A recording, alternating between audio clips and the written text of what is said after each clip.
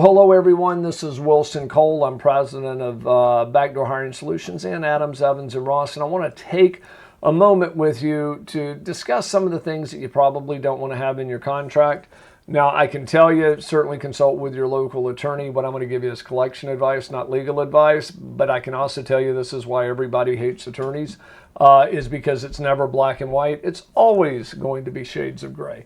And they will always take one sentence in your contract and they will hammer it and hammer it because they don't have to prove that they don't owe you. They just have to show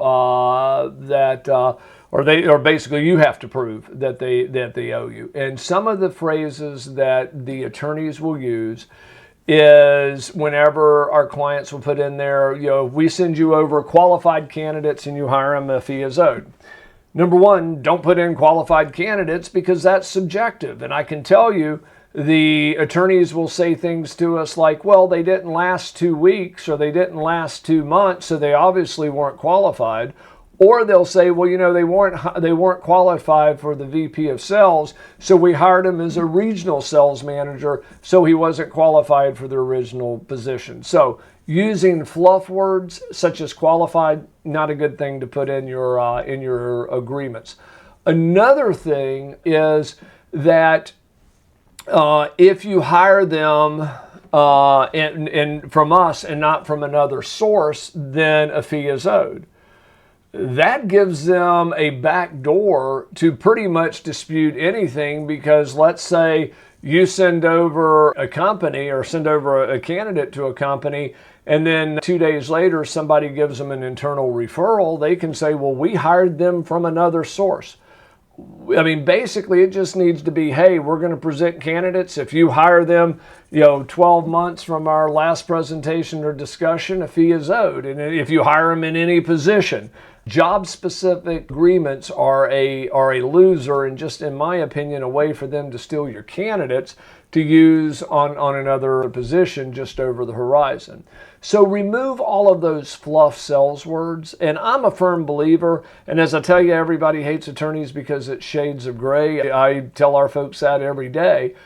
But I'm also a firm believer of if you've got a local attorney that is well-versed in contracts, have them create the agreement.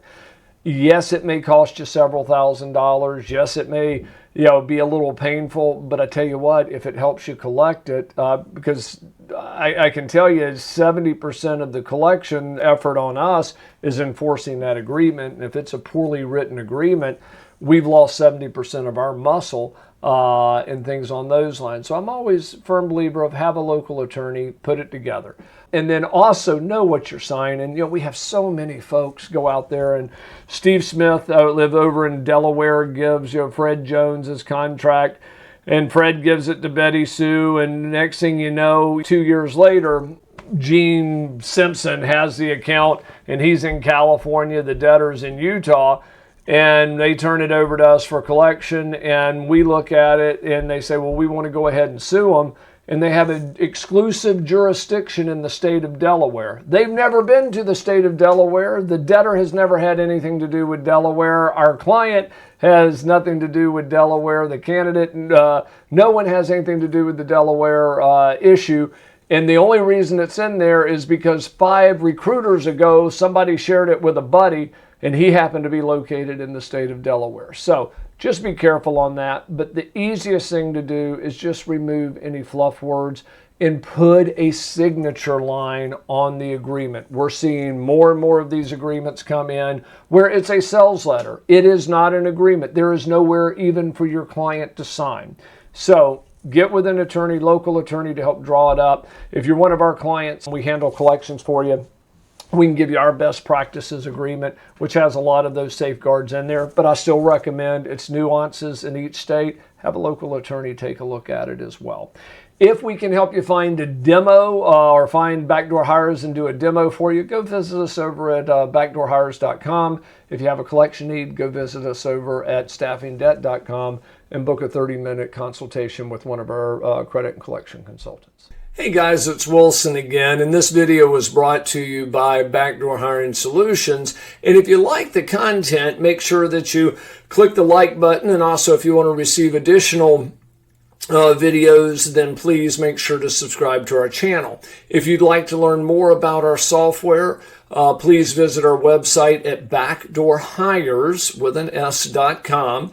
And then also, if you'd like a copy of my free book, The Top 9 Excuses, please click in the video notes below, and there's a link where you can get this book absolutely free. Just simply pay for shipping and handling. Thank you.